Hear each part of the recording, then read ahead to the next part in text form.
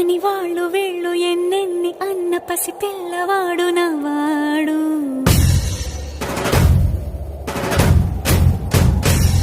విడుముండోడు అని ఊరు వాడ అనుకున్న గాని మహారాజు నాకు నవ్వాడు.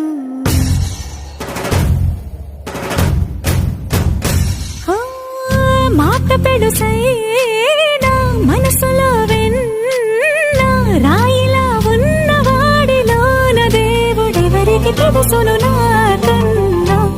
సూసేకి అగ్గిరవ్వ మాదిరే ఉంటాడే నా సవే.